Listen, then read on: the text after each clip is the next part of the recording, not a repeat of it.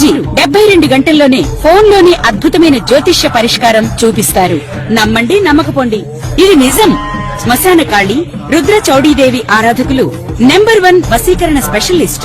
గురూజీ మనిషి పుట్టుక నుండి చనిపోయే వరకు వచ్చే అన్ని క్లిష్టమైన సమస్యలకు పరిష్కారం ఇక్కడ లభిస్తుంది. విద్య, ఉద్యోగం, వ్యవహారం, స్త్రీ ప్రేమ, పెళ్లి, సంతానం, స్త్రీ పురుష వశీకరణం, భూవశం, భార్యాభర్తల కలహాలు, కోర్టు సమస్యలు, విడాకుల సమస్యలు, చేతబడి, అప్పుల బాధ, ఇంకా మీకు ఎలాంటి సమస్యలు ఉన్నా 72 గంటల్లోనే శాశ్వత శ్రీ గురుభ్యో నమః. హరి ఓం. శ్రీ మహాగణాధిపతయే నమః. శ్రీ మహాసరస్వత్యై నమః. శ్రీ గురుభ్యో నమః. హరి ఓం. అజం ముహూర్తస్సు ముహూర్తో అస్తు. యశివో నామరూపాభ్యాం యా దేవీ సర్వమంగళా తయోస్సం స్మరణాత్ పుంసాం సర్వతో జయమంగళం. యకర్తా జగతాం భర్తా సంహర్తా మహసాం నిధి ప్రణమామి తమాదిత్యం బహిరంతస్తమోపహం. భవత్యస్మిన్ నక్షత్రమస్మి దస్రస్తురంగమః ఆద్యస్తురంగస్తరగాశ్చో వాజవహయో హరిః. ఆదిత్యోర్కో రవిర్భానుర్భాస్కరశ్చ దివాకరః మార్తాండ సవితా హేళి తీక్ష్ణాంశుర్మిహిరో రవిః. యః కర్తా జగతాం భర్తా సంహర్తా మహసాం నిధిః ప్రణమామి తమాదిత్యం బహిరంతస్తమోపహం.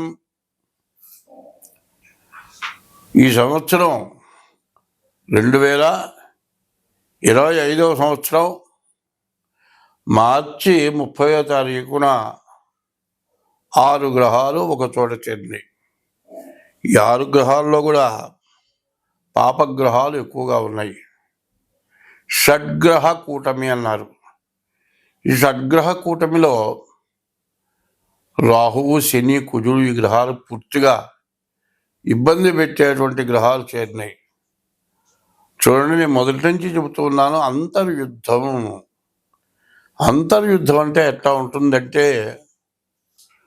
పాము చావదు, బడితే విరగదు. కర్ర విరిగితే పావును చంపలేకపోయినామని అర్థం. కర్ర బాగానే ఉంది, పాము చావదు. ఏమిటా అంటే చేతకంతనమా కాదు. చేతకంతనం మాత్రం కాదు. ఎట్లా ఉంటుందంటే పై పెత్తనం అట్లా ఉంటుంది. ఇవాళ ఉన్న పరిస్థితులు అవి. అంతర్యుద్ధాలు, ప్రపంచ దేశాల్లో రకరకాలైన యుద్ధాలు. మరి ప్రతి వస్తువుకి అధిక రేట్లు పలకటం, రేట్లు కావాలని పెంచడం జరుగుతోంది. దీనివల్ల చాలా ఇబ్బంది పడుతూ ఉన్నాం. మరి ఈ ఇబ్బందుల నుంచి మనం బయటపడాలి. చూడండి, ఇప్పుడు విపరీతమైన వర్షాలు. ఈ వర్షాలు ఎట్లా ఉన్నాయంటే దోమకాటు బాగా పెరిగింది. దీనివల్ల రకరకాల వ్యాధులు రావడానికి అవకాశం ఉంది. ఇవన్నీ కూడా ఎట్లా తప్పించుకోవాలి, ఏమిటి మన పరిస్థితి అనేది మనం పూర్తిగా ఆలోచించాల్సిన అవసరం బాగా కనపడుతుంది. మరి ఇప్పుడున్న పరిస్థితి ఏమిటి అంటే భగవంతుడు తప్పితే, దేవుడు తప్పితే మనల్ని రక్షించేవాడు ఎవడు లేడు. ఎప్పుడు కూడా ఏమంటామంటే మనం ఏది మన చేతిలో అయినంత వరకు కూడా అంతా నా వల్లే అవుతుంది అనుకుంటాం. మనం ఏది చేసినా, ఏ పని సాగనప్పుడు, ఏ పనికి కూడా చేయలేక అన్ని రకాలుగా ఇబ్బంది పడ్డప్పుడు అప్పుడు దేవుడు గుర్తొస్తాడు. ఇక దేవుడు ఎక్కడన్నా ఉంటే మనల్ని రక్షించాలి. ఆ దేవుడి వల్ల కావాల్సిందే కానీ నా వల్ల ఏవి కాదు అనేటువంటి మాట అప్పుడు వస్తుంది. అప్పటిదాకా దేవుడు గుర్తురాడు. దేవుడు ఎప్పుడు కూడా గుర్తుండాలి. మరి సినిమాలో కూడా పాట రాశారు, జీవితమున సగభాగంబు నిద్దురకే సరిపోవు, మిగిలిన ఆ సగభాగంబు చిత్తశుద్ధి లేకపోవు, అతి నిద్రాలోలుడు తెలివిలేని మూర్ఖుడు పరమార్థం కానలేక నిద్దురకే చెడతాడు. 24 గంటల్లో 12 గంటలు నిద్రపోతున్నాం. ఈ 12 గంటల్లో వయసును బట్టి చదువు కొంత టైం, చదువు అయిపోయిన తర్వాత ఉద్యోగంలో కొంత టైం, చదువు అయిపోయి ఉద్యోగం వచ్చిన తర్వాత పెళ్ళి అయిన తర్వాత భార్యతో కొంత టైము, తర్వాత తల్లిదండ్రులతో కొంత టైము, వచ్చిన సంపాదన ఎట్లా ఖర్చు పెట్టాలది కొంత ఆలోచన. ఇట్లా పగలల్లా రకరకాలైన ఆలోచనలు వస్తూ ఉంటాయి. దీనికి ఒక పద్ధతి, ప్రతిదానికి కూడా ఒక టైం ఉంది.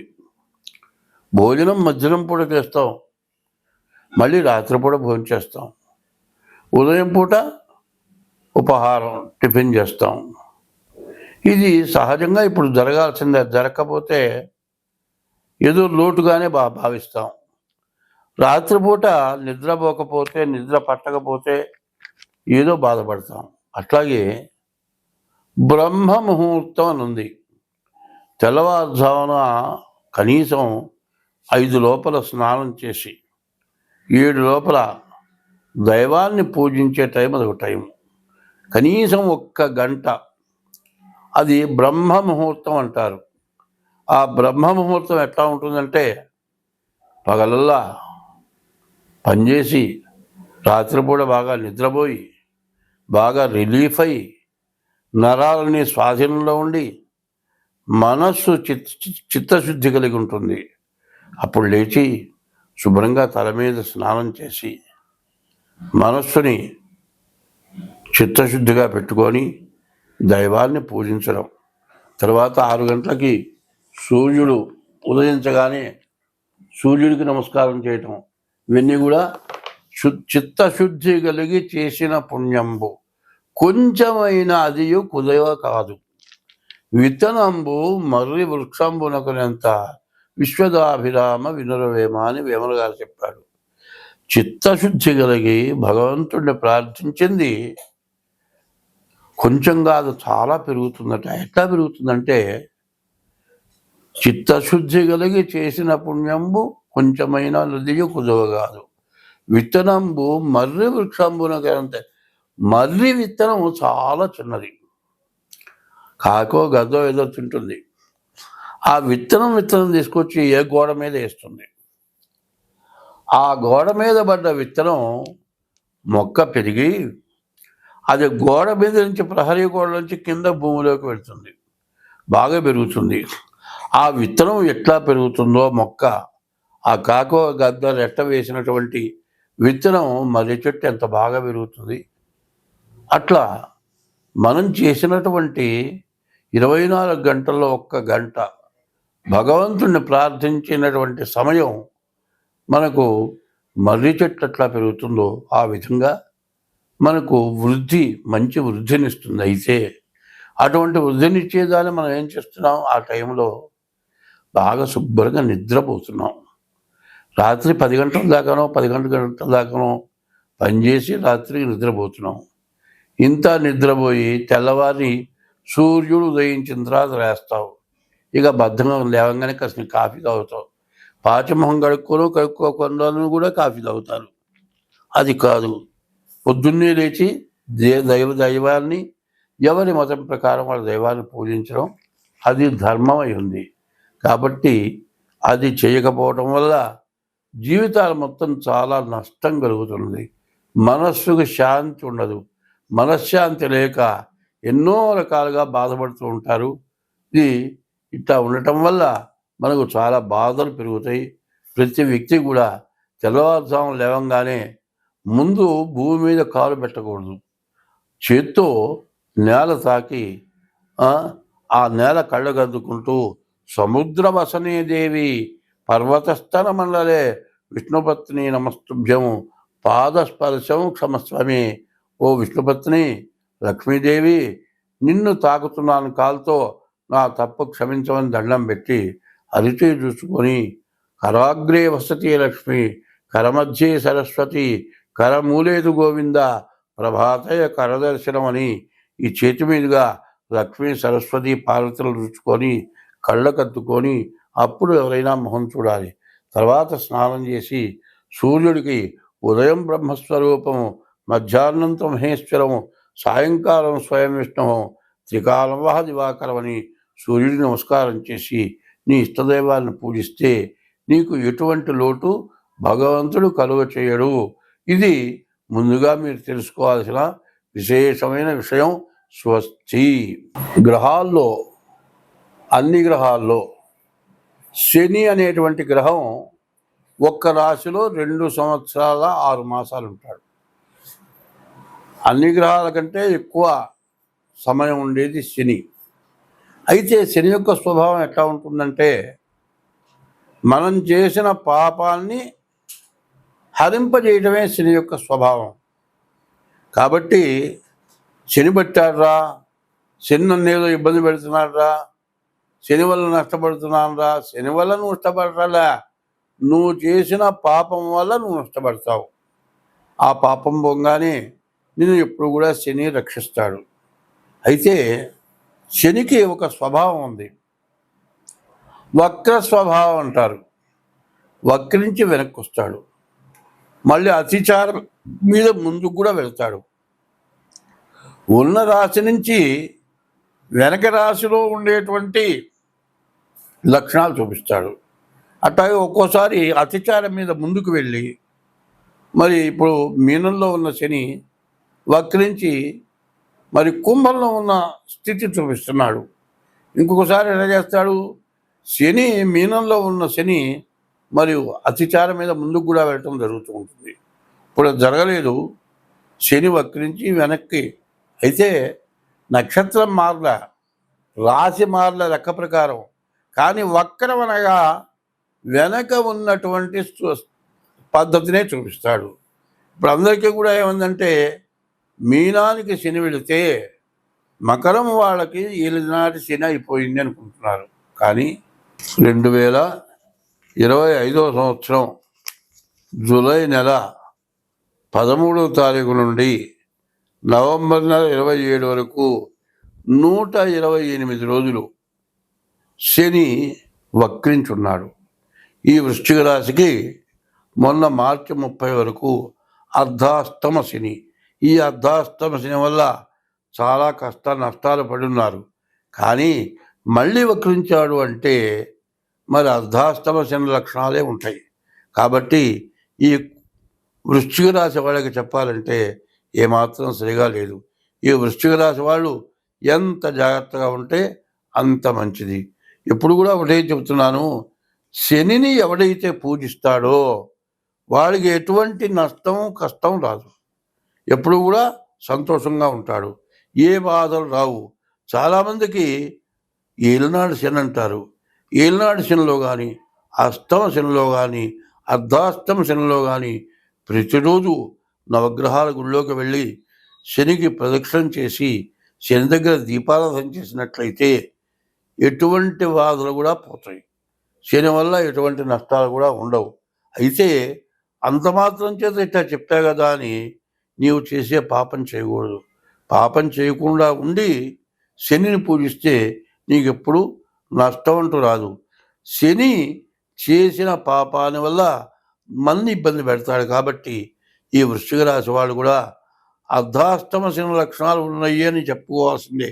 కాబట్టి ప్రతిరోజు ఈశ్వరుడికి ప్రదక్షిణం చేయాలి, 11 ప్రదక్షిణాలు. ఈశ్వరుడు ఐశ్వర్య కారకుడు. శనికి మరి 9 ప్రదక్షిణాలు చేయాలి. శనివారం శనికి అభిషేకం చేయించుకోండి. మీకు అన్ని విధాలా ఈ వృశ్చిక రాశి వాళ్ళకి బాగుంటుంది. స్వస్తి. శని జూలై 13 నుంచి నవంబర్ 27 వరకు అంటే 138 రోజులు శని వక్రించాడు. శని వక్రించిన లక్షణం ఎట్లా ఉంటుంది, కుంభంలో ఉన్న లక్షణమే చూపిస్తాడు. ఈ కుంభంలో ఉన్న శని మరి కుంభరాశి వాళ్ళకి సమస్యే, మకర రాశి వాళ్ళకి కూడా సమస్యే. అట్లాగే ఈ మకర రాశి కాకుండా ఈ కుంభరాశికి మకర రాశికి బాగా ఇబ్బందికరంగా ఉంటుంది. అనవసరమైన ఖర్చులు, నష్టాలు, కష్ట నష్టాలు, అనేక రకాల సమస్యలు అన్నీ కూడా ఇబ్బందిగా ఉంటాయి. అదే కాదు, దేశం మొత్తం మీద విపరీతమైన వర్షాలు, భూకంపాలు, రకరకాలైన ఉపద్రవాలు, నదులు పొంగటం, మరి సముద్రాలు పొంగటం, ఇవన్నీ కూడా రకరకాలైన సమస్యలు వస్తూ ఉంటాయి. కానీ ఈ సమస్యలన్నిటికీ కూడా అందులో కారణం ఏమిటంటే మన పాపమే కారణం. పూర్వం పాపం అనే దాన్ని పరిహారం చేయడానికి ఇక్కడే చెప్పాడు, అన్నదానము కన్నా అధిక దానము లేదన్నారు. ప్రతివాడు కూడా ఎంత కష్టపడ్డా, ఎంత సంపాదించినా, ఎన్ని లక్షలు సంపాదించినా, ఎన్ని కోట్లు సంపాదించినా తినటానికి తిండి కోసమే సంపాదించేది. కోట్లు సంపాదించినా కోట్లు తిండు, లక్షలు సంపాదించినా లక్షలు తిండు, రాజాధిరాజే కొంత రాజ్యం పరిపాలించిన అందరూ తినేది అన్నమే. అన్నం కాబట్టి ఇంకో రకమైన రొట్టె ఏదోటి కడుపు నిండా ఆహారం తింటాము. ఈ ఆహారం తిని మనం ఏం చేసుకుంటున్నాం? ఈ ఆహారం తినటమే కాకుండా సంపాదించు బాగానే ఉంది, నీవు ఎవరికైనా సరే అంత అన్నదానం చేయాలి. అన్నం లేని వాడికి అన్నం పెట్టాలి. ప్రతివాడికి పెడితే, ఎవరికి పెడితే వాడికి అన్నం పెట్టడం కాదు పద్ధతి. ఇప్పుడు ఎవరింటో శుభకార్యం అయిందనుకోండి, తనతో సమానమైన ఐశ్వర్యవంతుడిని పిలిచి భోజనం పెట్టాలని చూస్తాడు. కానీ వాడేం చేస్తాడు? నలుగురిలో కూర్చొని కడుపు నిండా అన్నం తినడు. అది కాస్త అది కాస్త అట్లా నాలికి రాచుకొని తిన్నాను అనిపించి పెట్టిన దాంట్లో 3 వంతులు పారేసి వెళ్ళిపోతాడు. అదే ఆకలైన వాడు, అన్నం లేనివాడు, అన్నమో రామచంద్ర అని బాధపడేవాడు ఆకలైనప్పుడు అంత అన్నం పెడితే కడుపు నిండా తృప్తిగా తింటాడు. తిన్న తర్వాత ఆయన వల్ల కడుపు నిండా తిన్నాను, అన్నదాత సుఖీభవ అంటాడు. అన్నదాత సుఖీభవ, మరి తర్వాత తిన్నదాత స్థిరోభవ అని కూడా ఉంది. అట్లా ఉంటుంది. కాబట్టి పాపాలు అనేవి చేయటం అనేది, కొన్ని పాపాలు అనుకోకుండా జరుగుతాయి, మనం చేయాలని చెయ్యం. ఆ చేసిన పాపాల వల్ల మరి శని వల్ల చాలా ఇబ్బందులు పడుతూ ఉంటారు. కాబట్టి ఆ ఇబ్బందుల నుంచి బయటపడాలంటే ముందు అన్నదానం ప్రధానమైంది.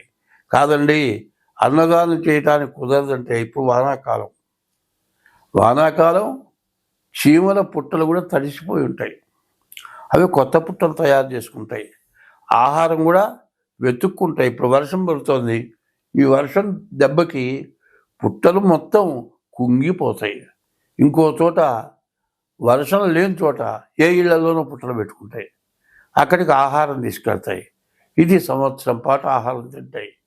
బియ్యపు రవ్వ పంచదార కలిపి మట్టి నేలల్లో పుట్టల దగ్గర వేస్తే ఆ జీవరాశులు, ఆ చీమలు ఆహారం తింటాయి. మనం వేసిన ఒక్కరోజుగా తినేది 1 సంవత్సరం పాటు తినొచ్చు, ఇంకా ఎక్కువ రోజులు కూడా తినొచ్చు. ఎంతోమందికి అన్నదానం చేసినటువంటి పుణ్యం వస్తుంది. అన్నదానం అనేది ఎట్లా ఉండాలి అంటే, నోరు లేని జీవరాశులు ఉన్నాయి, నోరు తెరిచి నాకు ఆకలి అవుతుంది పెట్టు అని అడిగేటువంటి స్థితిలో ఈ జీవరాశి లేదు. కొన్ని జీవరాశులు వస్తాయి, మన దగ్గర వచ్చి నుంచుంటాయి, అట్లా చూస్తే అంబాను అరుస్తాయి, లేకపోతే భౌభౌ అని అరుస్తుంది కుక్క, అంబాను ఆవరుస్తుంది, లేకపోతే రామచిలక కీచుకీచమంటుంది. ఇట్లా ఆ చెట్ల మీద ఉండేటువంటి పక్షులు ఈ వర్షానికి ఆహారం లేక తన్నుకుంటూ ఉంటాయి. అటువంటి వాటికి ఆహారం పెడితే మనకు సమస్త పాపాలు నశించిపోతాయి. అయితే పెట్టమన్నా కదా అని పెట్టడం కాదు, పెట్టిన తర్వాత మనం ఎటువంటి పాపం చేయకూడదు.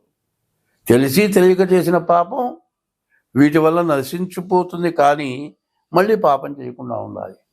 శని ఎటువంటి వాడు అంటే, తండ్రి కొడుకుని ఎట్లా శిక్షిస్తాడో తప్పు చేస్తే అట్లా శిక్షించేవాడే శని. అందువల్ల ఈ శని యొక్క ప్రభావం ఎట్లా ఉంటుంది అంటే, నీవు చేసిన తప్పుకి నీకు శిక్ష పడుతుంది. కాబట్టి ఈ మకర కుంభరాశులకి, మరి మీనరాశికి, ఈ 3 రాశులకు కూడా చెప్పాలి అంటే పూర్తిగా శని వల్ల చాలా నష్ట కష్టాలు రాబోతున్నాయి. కాబట్టి ఈ 138 రోజులు కూడా చేతనైనంత వరకు ఈశ్వరాభిషేకం, మారేడురాలతో పూజ అట్లా చేసుకోండి. ఇంకా మీ జాతకం చూపించుకోండి. జాతక రీత్యా మీకు ఏదైనా దోషాలుంటే ఆ దోషాలు పోవటానికి ప్రయత్నం చేయండి. స్వస్తి.